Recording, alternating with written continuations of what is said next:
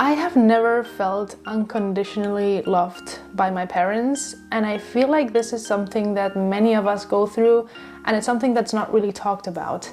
And it's this thing where like I always had this feeling like I was never good enough for them, that I was always like a failure, that I've never actually accomplished what they wanted for me, because I feel like at the end of the day, I mean, I don't have children, obviously, I'm 29 right now, but I do have the feeling that the job of a parent is to be there for their child, let them develop the way that they have to, and like develop their personality, this and that.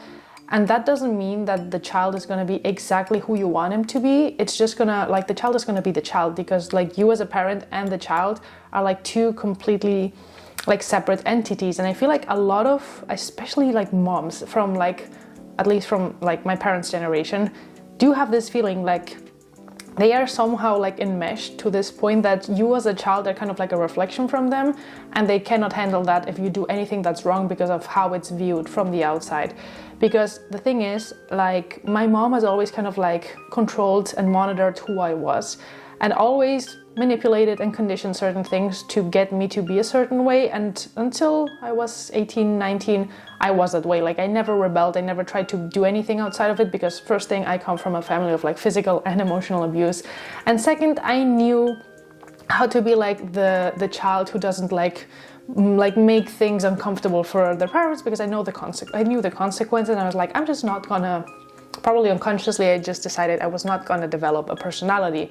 So for like the bigger part of my life, I just was a plain person who just didn't have nothing going on for her. I was just like super like, I don't know what my interests are, I'm not gonna try to go and do things or try things out, because like my parents are gonna get mad, my parents are gonna ground me, my parents are gonna hit me, my parents are gonna insult me, so I'm just like not gonna do that.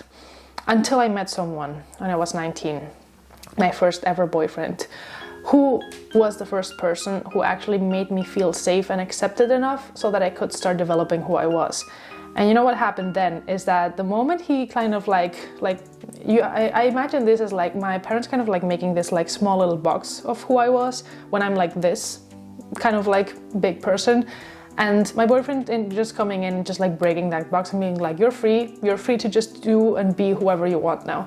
And the moment I had that, I just rebelled and I just exploded, and I just went to like crazy extremes because of probably like trying to make up for like a lot of years that I had lost, trying to like learn who I was and trying things out and all of that. And we got into issues, and then my mom has always kind of said like, well, you are this way, or you've become this way because of him, because you are not like this. And that's something that your parents use a lot of, like, you are not like this, because apparently they know better than you of who you are. And it's not that I wasn't like this, it's just like for the first like 20 years of my life, I just didn't express all of this because I knew it would bring me problems. But the moment, because my parents were not a safe space for me to do that. And I feel like if your family is not a safe space and an unconditional loving place where they're just like, we're gonna be here for you no matter what happens, no matter who you are. I mean, if you're a serial killer, that's something else, right? But if you're just like different to them and you have just different interests to them, like, they should just be there to support you and kind of like be there next to you, holding your hand, not monitoring you, not controlling you all the time, not being like, you need to be this way because if not, you're not going to succeed in life, because if you don't do this, you're a failure. And that's something that I realized, because I absolutely never felt good enough growing up, and I still, when it comes to them, I still don't feel good enough for them. I do feel good enough or better enough for myself over time, but I still have this little part of me that just still doesn't feel good enough. And that's the thing, like, for one, they will always be like, whenever I've made friends and I've kind of like developed some interests that were different from what they wanted from me and that were similar to my friends, because maybe, I don't know, I liked anime and I met this one girl who really liked anime in Japan as I do.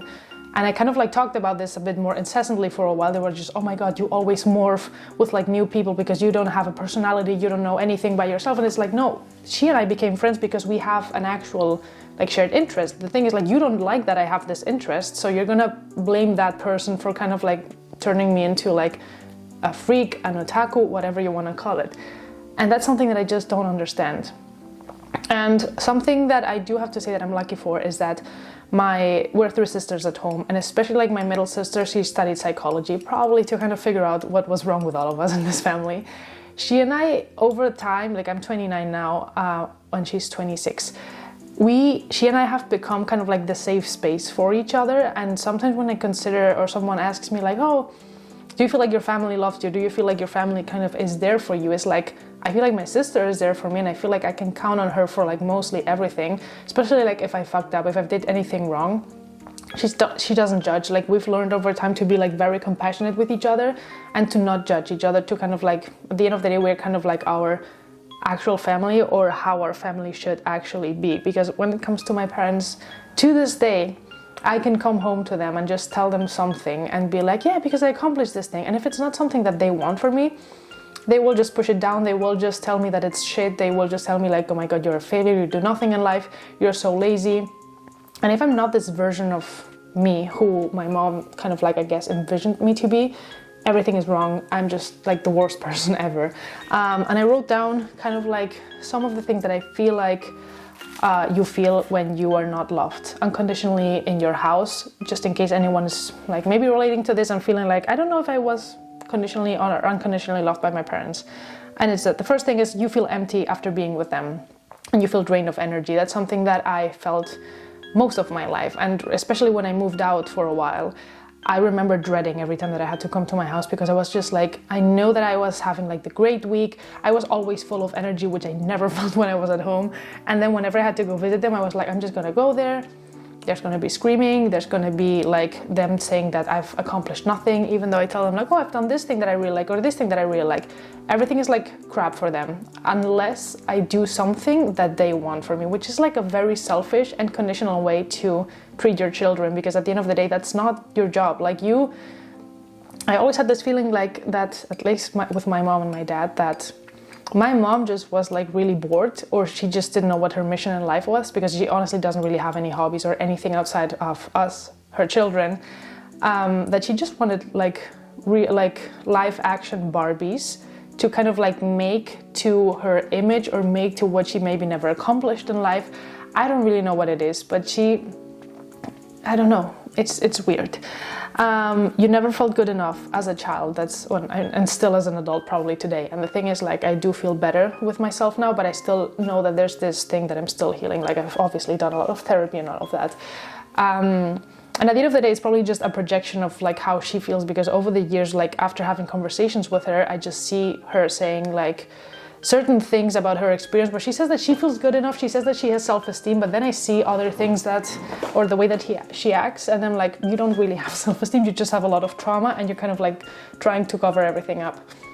And the funny thing is, like, when I have conversations with them right now, like maybe last week, I do try to tell them, like, you know what, when I was growing up, like both my sisters and I, we all felt like you didn't love us, or that you didn't love us unconditionally. And she's like, oh my God, you know I would always do anything for you. You know that I'm always there for you. You know that any situation that you've been in, we've saved you from that. And she is right about that, because at the end of the day, whenever I've gotten into trouble, she's always been there for me, like in worst case scenarios. And she's always worried about me and all of that. But the thing is, like, I never felt it. I've never felt accepted in other ways, if that makes sense. So it's like, yeah, sure, I might know that in certain aspects, like you're kind of always going to be there for me, but always with conditions, which is what I don't like. For example, like now I'm living with them. And I'm a certain age, and I have a job, and I do make my own money. And I told them, like, if I could come back and live with them for a while to save up some money, and they were like, sure, whatever. But I've actually never felt at home in my house. Like, this has felt like a house for me, but never like a home. And that's like the sad part for me, that even though I moved in here having my own money and everything, and at the beginning they were just like, yeah, you just live here with us now, but it's kind of like not the same as when you were little. I do feel like there's been moments where, like, for example, I complain about my boyfriend, and we went through a rough patch this year, and I maybe complained about him, or maybe I complained about a friend or something, and after a few weeks I would tell him, like, well, we fixed things, everything's fine. And he would just be like, if you get back together with him, I'm just gonna kick you out of the house. And just having these conditions put on you all the time, where you just like know that if you don't do what they say, there's gonna be not small, mild consequences, but like actual consequences for things that don't make sense. Because it makes sense that you're like, okay, if you leave something like dirty in your room, I'm maybe not going to put up with you because like there's boundaries in this house. That I can take and that I can understand. But the fact that my life choices that don't affect you at the end of the day are that important, because I mean, obviously if my boyfriend was a serial killer, I would understand. If he was a drug dealer, I would understand. But when it's someone who's like, she just doesn't like him because it's like, oh, he's like a bit shorter than you, oh, he doesn't have this like really high paying job, or he doesn't really come from this really cool family, or he doesn't have a cool last name, because this is like literal sense. Like my mom, like my middle sister has a boyfriend who is like a very nice person, but he's kind of like not the best looking, and my sister's very good looking. I mean, he's like the smartest and like nicest person ever. My mom once said like, oh, I didn't give you these good genes so that you can go waste them on him if you have babies. Which is like, you didn't decide what genes you were giving us, like what the fuck? My parents, everyone. Okay, more things. Our parents or your parents rarely give you pride or like words of affirmation that you did something well. That's something I realized, like my parents would only give me those conditionally when I did something that they wanted me to do, so that I probably just followed that path, which is like not what I wanted. And if I ever come to them being like, hey, this happened to me, that I'm really excited about, like actually a few weeks ago I was in this TV show here in Spain, because a media thing wanted me to go to kind of like a debate kind of thing. And this was like the first like TV appearance that I've had since I started social media, which I was really excited about. And when I told her, the first thing she said was like, oh, just don't take your buggers out on TV, or don't do weird things with your hands, or don't do this and that. And that's something that I did when I was 11.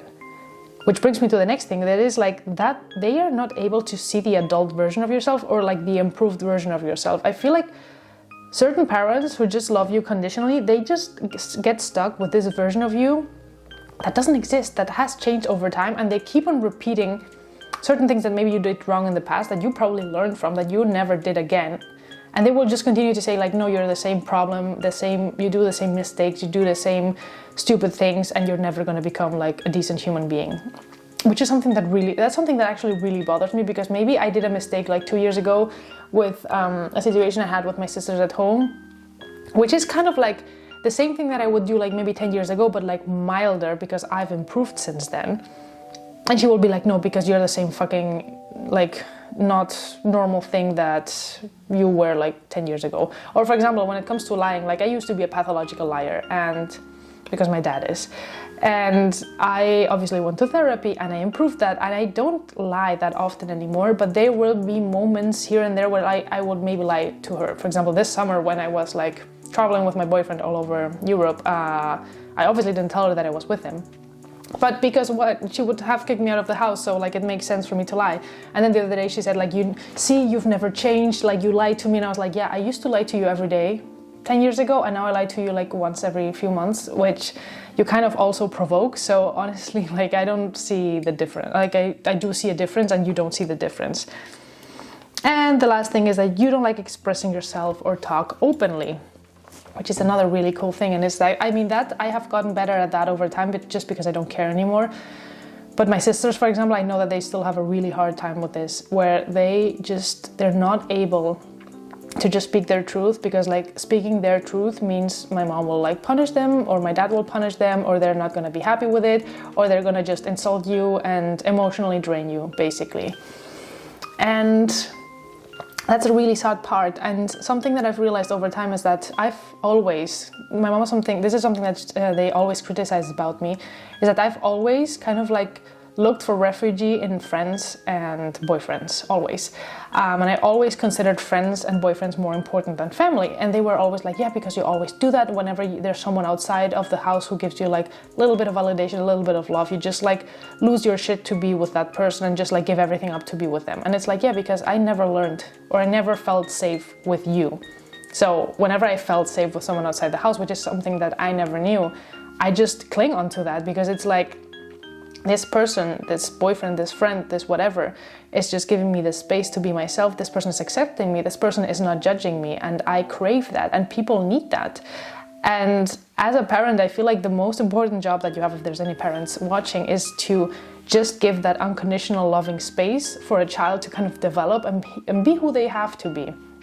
Obviously, just like teach them whatever you feel like, But if you teach them something and you see that your child is not really following on that, maybe it's just like not who they are, because you can be like, oh, you should be maybe never take drugs or something. But if your child wants to try drugs, they're gonna do it anyway. So why not just be next to them and just like walk with them and take their hands so that they know that they have something to follow in, you know, because I feel like that's the most important job. Like maybe as a parent you're giving them clothing and home and education and whatever, which is also important, but I feel like the most important thing that as a parent you have to give them is unconditional love and this space to just like be who they are, and that you like they feel like they are at home with you, because that's the problem. Like I've never felt at home with my parents, absolutely never. My parents feel like a house, like a hotel for me, to be like, okay, I have to pay to be here. At the end of the day, it's like my parents have always felt like a hotel where I have to pay with like my mental health or with like conditions and something to be there and to maybe live with them or to have them help me. And what real parents should be doing is be a home where your children can go and come and go whenever they feel like it, but they know that you're always going to be there for them. And that's something that I feel like some people say like it's hard to have that in your parents or in your friends or in your partner, but I feel like I've seen a lot of friends around me who do have this beautiful relationship with their parents where they feel safe and they feel at home. And a really good example of that, who is on social media, is Emma Chamberlain. I do see Emma Chamberlain constantly and the relationship she has with her mom and with her dad, and she feels like the kind of person who is just like safe, and she feels safe to express herself and to be herself. And you can see that as the fact that I think the first video she posted was like when she was 16, and the way she expresses herself, and like her first video, it took me 10 years. So at 26, maybe I started expressing myself the way that she did, because I needed so much therapy and so much like alone time to kind of like detach myself from my parents to be myself and be my own person. And I still feel like I'm in that process constantly. But with her, you can see that she actually had parents who raised her right and who just were there and just allowed her to express her mind whenever she felt like it. That's why she is the way that she is. And I feel like that's why everyone loves her so much, because Emma Chamberlain is like one of those YouTubers that I mean, her content, there's not that much to it. Like she just makes coffee and goes to thrift shops and all these things. But I feel like just seeing someone who can express herself so freely and someone who just accepts herself so much, because that's the thing, you can see that she loves and accepts herself so much that you just like that, and you just like seeing that because you want to be that, if that makes sense. And that's something that it took me a long time to get to the point where I am right now, where I feel like I'm maybe at her level. I mean, not at her level in a bad sense, just like at a point where I can just feel like I can express myself, I can just be myself around anyone. But honestly, the people who actually made that possible was like, well, at least therapy was a safe space, obviously, to just be there and go and express who you are. But especially like all the friendships that I made after a certain point in life where I kind of like had found myself a little bit, and I ran into the right people who just gave me the safe space to be myself. Because the thing is, like, I found these friends over time very randomly, and they were always just like loving me unconditionally. Obviously there's been issues, obviously there's been things that happened, but probably like all of these friends that I met were friends who also had the same situation at home, where like they never felt accepted by their parents, they never felt loved. So I guess like when you've had this happen, you kind of become this, you have to become this space of unconditional love yourself to kind of like give it to everyone else, because you want to give that to yourself and also to everyone you meet, because you want to give the world whatever you didn't have. And the friends that I've made over the years were kind of that, and I feel like that's why we matched so good, that we just could give each other like what we needed, you know, out of this, and like we could be that space for each other. And even though we got mad in between, maybe there's been friends of mine where there's been moments where like we got into fights. I've lost some of these friends over the years, but some of them always stayed. And like, for example, one of my best friends, Danica, she lives in LA now. Well, no, she lives in New York now. Something that happened at some point where we got mad over like a stupid thing. I remember her saying like, hey, by the way, I know that we haven't been talking because of this, but I want you to know that I want you to be in my life forever, and like you're the kind of friend like I'm never gonna let go of you. And I remember the time that she said that, it just made me feel so secure and so safe to be like, okay, this person may be mad at me because I can fuck up, she can fuck up, but we're always gonna be there for each other because I had the same feeling for her. And that's just very beautiful. And I think when it comes to like partners, like life partners, it happens similarly. Like with my first boyfriend, I always had this thing where when I was with him, I always looked for that. And at the beginning, I kind of got that space, but then he also ended up manipulating me and all of these things, so it didn't end up well, and it became really toxic. But with my current partner, for example, he's always told me that he loves me unconditionally. And at the beginning, I didn't really believe that, and I didn't really trust him. And I was like, that's impossible, because if at any point like we were to break up, you're not going to continue loving me. You're not going to continue feeling these things. But over time, I do have to say that he's just showed that he actually meant what he said, and that I feel like very safe going to him and very good being like, hey, I'm feeling this way, or this is what I'm thinking. And at the end, he's just become like one of those spaces like my sister and like some of my friends where I just feel safe. And I feel like when you've grown up like me with people who loved you conditionally, the best thing that you can do is just find people who can give you that unconditional space, and that you also kind of give it to other people. Because I feel like over time, the thing is, I'm probably attracted all these friends and people because I gave that out. I gave that unconditional space for people. I mean, obviously there's been moments where I've been triggered because I was still healing certain things, and I gave it unconditionally, but then at some points I obviously got like, ugh, I don't know if I can give that unconditionally to someone. But I guess it's because some parents, some people think that you have to love someone conditionally to like make people value you, if that makes sense. Something like that, I'm not really sure. And that's why people do this, where you feel like, oh, if I love this person unconditionally, they're never going to change, they're never going to improve, when I think it's the complete opposite. Like if you love someone unconditionally, you're giving them the space to kind of like bloom whenever they're ready to bloom, but you need to give them time to do that, you know? Because it's like it has taken me like a lot of years to kind of like figure out what I wanted to do with my life, okay? And I started with social media like very seriously like 3 years ago, I think.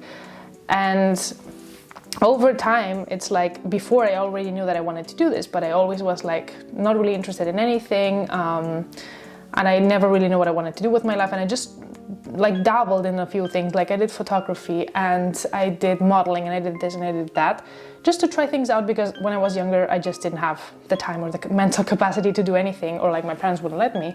And the thing is, my mom always says like, no, because you're almost 30 and you have nothing figured out in life and you have no idea what you're doing and you have no idea, blah, blah, blah.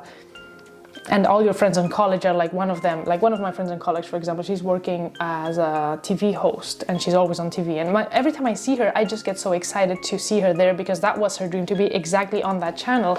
And I'm super happy that she did that, but that was never my dream. I studied journalism just to study something, but I was like, well, I just want to travel the world and I want to do social media and I want to do this and I want to do that.